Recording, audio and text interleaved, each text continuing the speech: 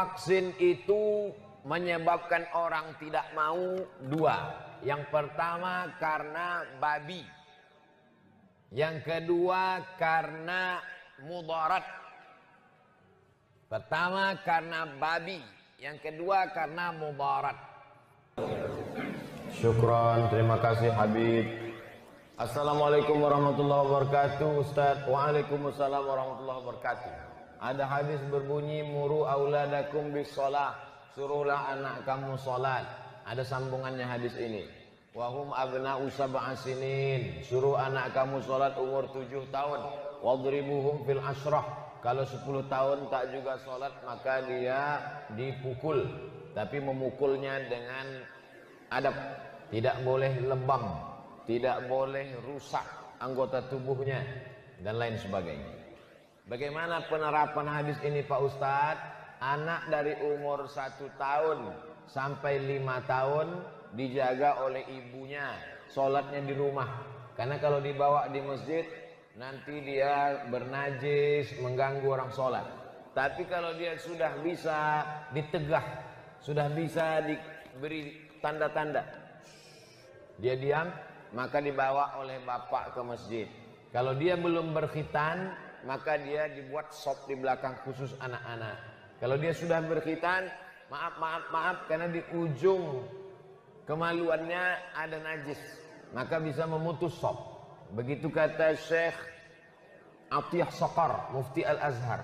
Tapi kalau dia sudah khitan, dia bisa berada di antara sop orang dewasa. Dibawa dia sholat, itu pendidikan luar biasa. Daripada diceramahi sholat. Yang menyuruh sholat tak sholat. Itulah iblis tadi, kata Habib Rifki tadi. Ustadz, motivasi tokoh dan masyarakat kami supaya bisa membangun pesantren. Kita tidak bisa mendatangkan orang luar ke kampung kita, nanti dia tak tahan, dia pergi. Maka kirim anak kita ke tempat Habib Rifki belajar di Darul Mustafa Hadramaut Yaman. Anak-anak Bapak Ibu kirim melalui Habib Rifki supaya ke Yaman. Mudah-mudahan bisa dibantu beasiswanya oleh orang-orang yang mampu, pemerintah, jabatan tak lama. Tapi anak-anak yang dikirim ini pulang menjadi dai, maka pahalanya mengalir sampai hari kiamat. Sementara dia belajar 4 tahun di Hadramaut Yaman, di Al-Azhar Mesir, siapkan tanah, buatkan kelas TK saja dulu. Tahun pertama TK Quran, tahun kedua SD kelas 1, tahun ketiga SD kelas 2, tahun keempat SD kelas 3. Anak-anak siap, asrama belum? Karena anak-anak SD tidak diasramakan. Begitu anak tamat SD, ustadznya pun pulang. Jangan anak disekolahkan tapi tak disiapkan pesantren. Nanti pulang dia tak ada tempat mengajar. Dia ditarik ke Ternate, ditarik ke ibu kota provinsi, kampung tetap tinggal. Begitu caranya. Nah, jadi kita jaga-jaga dua-dua. Ada yang jaga gawang, wakafkan tanah. Tanah sejauh mata memandang, tinggal. Tapi tanah yang diwakafkan untuk pesantren, batu bata, kerikil. Saya yakin masyarakat Galila kaya. Dari mana Ustaz tahu ini kaya? Tengok masjidnya bagus, kipas anginnya, jamnya aja sampai ke dinding. Insya Allah wakafkan tanah, wakafkan anak. Anak kita wakafkan untuk fisabilillah, menolong agama Allah. Nanti kalau anak kami sekolah agama takut tak makan. Nih, kami sekolah agama. Habib Rifki sekolah agama ke Yaman, saya sekolah agama, tetap hidup. Saya kurus ini bukan karena tak makan, tetap hidup. Jangan takut anak sekolah agama tak makan. Bagaimana menurut pendapat Ustadz acara pernikahan di daerah kami? Ada istilah ganti kerugian bagi laki-laki 20-50 juta. Sehingga membuat para pemuda tak mampu, akhirnya bawa lari pihak wanita untuk married by accident. Orang-orang tua kita dulu itu cerdas. Dia tahu anak muda ini nanti kalau tidak punya modal, rumah tangganya kacau balau. Jadi untuk memberi mereka modal, dibuatkan peraturan adat istiadat. 20 juta, 30 juta diberikan ke dia supaya nanti dia bisa buka kebun, buka ternak. Tapi orang zaman sekarang memahaminya kaku. Akhirnya kalau laki-laki tak punya uang 50 juta tak nikah. Tanam pinang rapat-rapat agar puyuh tak bisa lari. Sudah kupinang tak dapat-dapat, kupujuk-pujuk kubawa lari. Akhirnya malu. Maka sebagai keluarga perempuan, kalau ada anak laki-laki mulai mendekati anak gadismu, kalau kau mampu tolong dia. Hai anak muda, aku tak mau melanggar adat istiadat kita. Kau tetap ganti rugi 30 juta, tapi uangnya dari aku. Tapi jangan kau ceritakan ke yang lain. Jangan katakan adat ini tak baik. Baik untuk modal mereka, tapi disiasati. Banyak orang tua sekarang lebih mau makan di daun daripada makan di piring. Dipinang bagus-bagus, tak dia kasih. Setelah dilarikan baru dia mengamuk. Padahal akad nikah sekali seumur hidup, disitulah dia akad dengan marah. Aku nikahkan kau dengan anakku. Jaga anak gadis kita Bapak Ibu. Jangan sampai anak muda ini unjuk rasa. Ini salah satu bentuk unjuk rasa mereka. Turunkan harga mahar. Seorang imam sholat setelah selesai berzikir balik arah menghadap ke jamaah. Apa dalilnya? Dalilnya hadis Nabi. Setelah selesai sholat, Nabi menghadap kepada jamaah. Hadisnya sahih. Ustaz Somad kenapa miring ke kanan? Hadis juga. Nabi selesai sholat miring ke kanan. Kenapa Nabi miring ke kanan? Karena jamaah sahabat Nabi minta barokah sebelah kanan. Ya Rasulullah, kasihlah kami barokah sebelah kanan. Maka Nabi menghadap ke kanan supaya jamaah dapat barokah sebelah kanan. Kenapa Nabi menghadap ke jamaah? Karena Nabi mau inspeksi, bertanya, asyahidun fulan, asyahidun fulan, asyahidun fulan, mana si fulan, mana si fulan, mana si fulan. Kenapa tidak datang sholat berjamaah? Kenapa tadi Ustaz tidak menghadap ke jamaah? Saya tak kenal. Siapa yang mau saya periksa? Maka saya miring ke kanan. Jadi dua-duanya sunnah. Apa pendapat Islam tentang seorang dukun yang mengaku bisa menghapus dosa dengan cara memukul pakai batang kelor? Ini dalam satu pertanyaan ini isinya 3. Yang pertama dukun. Man atakahinan, siapa yang datang ke dukun? Fasaddaqahu bima yaqul, percaya pada cakap dukun. Falam tuqbal lahu salatun arba'ina lailah, tak diterima salatnya 40 hari 40 malam. Hadis yang kedua, man atakahinan au arrafan, siapa yang datang ke dukun? Fasaddaqahu bima yaqul, percaya pada cakap dukun. Faqad kafara bima unzila ala Muhammad SAW, maka dia dianggap sudah kafir, ingkar kepada wahyu yang diturunkan kepada Nabi Muhammad SAW. Hai dukun-dukun, bertaubatlah. Dukun yang boleh, dukun sunat. Dukun yang pakai jin, pakai hantu, pakai setan. Adapun alim ulama, habib dengan zikirnya, dengan doanya, mendoakan air putih. Baik, riwayat Abdullah bin Abbas, boleh membacakan zikir-zikir dan doa, dibacakan kepada air, diminumkan untuk mengusir gangguan hantu setan, diminumkan untuk mudah melahirkan, baik. Tapi meminta kepada jin, tak boleh. Menghapus dosa, yang bisa menghapus dosa hanya Allah. Caranya, mandi taubat, sholat sunat taubat, beristighfar. Dukun tak bisa menghapus dosa. Memukulkan batang kelor. Orang yang pakai susu, mengeluarkan susuknya pakai daun kelor. Daunnya dimasukkan ke air, ditumbuk pakai batu giling, masukkan ke air, airnya diusap-usapkan ke badannya. Mana dalilnya pakai daun kelor? Dalam hadis tak disebut daun kelor, tapi daun sidir. Daun sidir, daun bidara yang dipakai memandikan mayat. Saya ada tanam daun bidara depan rumah saya.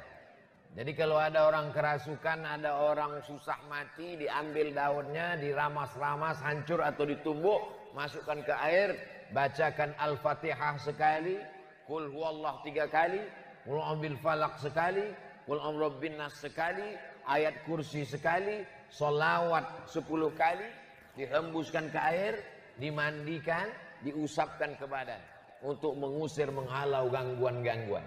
Daun sidir itu batangnya berduri. Yang berduri-duri itu jin, hantu, setan takut. Takutnya bukan kepada itu, tapi kepada sunnah Nabi Muhammad SAW. Kepada ajaran, kekuatan akidah seseorang.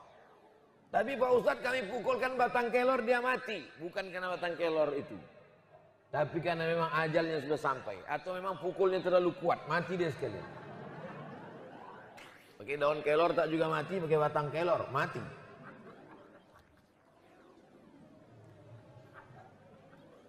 Ustadz, isu mengenai Taliban di Afghanistan. Sering kita dengar ada yang menganggap ini teroris. Berkembang, ada yang menganggap hanya bangsa yang berusaha untuk merdeka. Ada nama negara namanya Uni Soviet. Uni Soviet. Uni Soviet menjajah negara-negara Islam. Uzbekistan, Tajikistan, Kazakistan, Kirgistan. Stan itu artinya tanah. Kirgistan, tanah Kirgistan. Uzbekistan, tanah Uzbek. Afghanistan, tanah Afgan. Galiletan, tanah Galila. Tan itu artinya tanah. Pakistan, Kirgistan, Afghanistan, Kazakistan, Tajikistan, Uzbekistan, Afghanistan. Jadi ada negara kecil namanya Afghanistan. Mereka berjuang melawan Uni Soviet. Akhirnya merdeka mereka. Bubar Uni Soviet. Jadi negara kecil sekarang namanya Rusia. Dipimpin oleh Vladimir Putin. Uni Soviet yang menjajah Afghanistan, Kirgistan, Tajikistan, Uzbekistan itu dulu nama negaranya Uni Soviet, pemimpinnya adalah Gorbachev. Tumbang Gorbachev, naik Boris Yeltsin.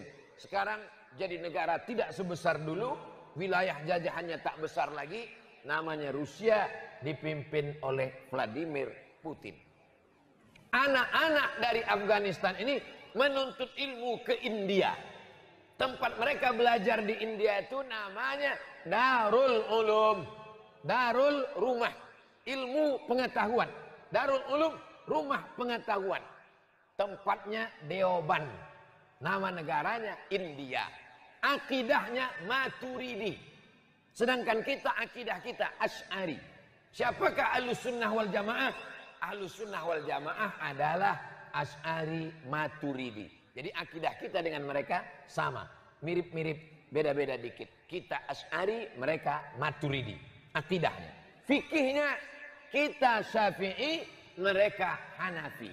Karena India itu Hanafi. Mazhab akidah Asy'ari Maturidi. Mazhab fikih 4, paling tua Hanafi, nomor 2 Maliki, nomor 3 Syafi'i, nomor 4 Hambali. Kita Syafi'i. Kenapa kita bermazhab Syafi'i? Karena guru-guru Habib Rifki dari Yaman datang membawa Islam kemari dan Yaman bermazhab Syafi'i. Andai dulu yang datang kemari orang India, mungkin kita bermazhab Hanafi. Tapi katanya Indonesia ini datang ulamanya dari India. Betul. Tapi India yang Gujarat. Gujarat itu mazhabnya Syafi'i. Jadi secara akidah mereka Hanafi. Secara akidah mereka Maturidi. Secara fikih mereka Hanafi. Tasawufnya mereka bertarekat Naqsyabandi. Taliban berasal dari tolaba, penuntut ilmu. Anak-anak Afghanistan yang belajar ilmu ke Darul Ulum Deoban, balik ke kampung halamannya membawa 3. Akidahnya Maturidi, fikihnya Hanafi, tasawufnya Naqsyabandi. Itulah mengapa Wahabi benci kepada Taliban, Karena mereka bertarekat Naqsyabandi, pengikut Imam Bahauddin Naqsyabandi. Kenapa mereka bersenjata? Karena mereka memang sudah lama punya senjata sejak melawan Rusia. Berlanjutlah sekarang mereka ingin menerapkan syariat Islam. Kenapa mereka disebut teroris? Yang menyebut teroris Amerika. Karena Amerika diusirnya, lari tunggang langgang lintang pukang pulang ke Amerika. Ini kalau diupload nanti banyak yang membuli saya. Tak apa-apa, karena yang memancing orang Galela. Kami mau bertanya kepada Bapak Ustadz, bagaimana menurut Bapak tentang vaksin COVID-19? Dari kesehatan dipandang dari kacamata Islam. Karena banyak berita hoax dari mulut ke mulut sehingga orang segan.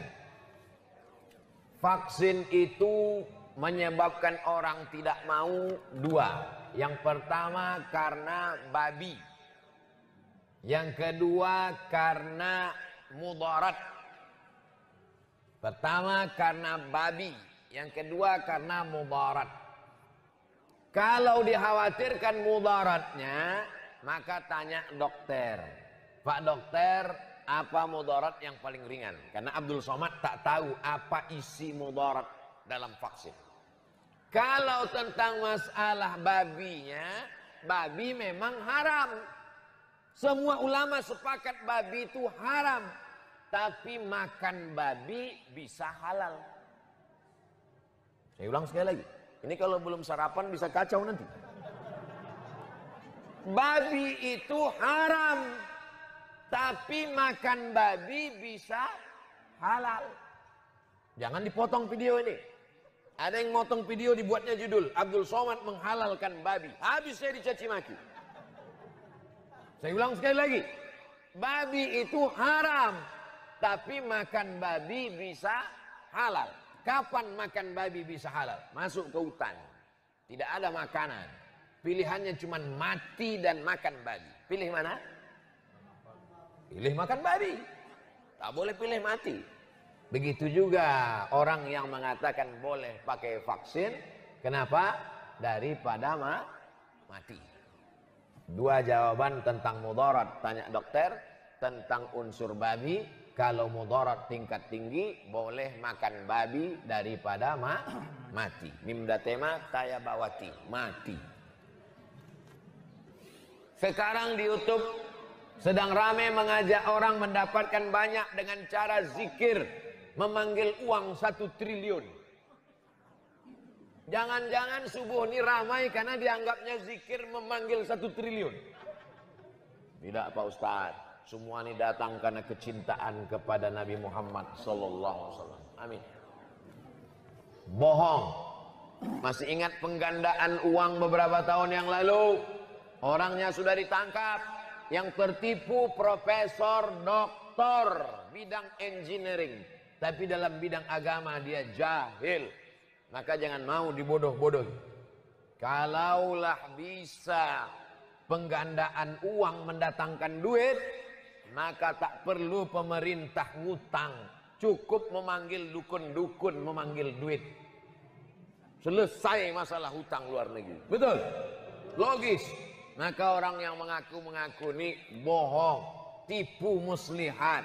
Pak polisi mesti menangkap orang yang menipu-nipu. Contoh.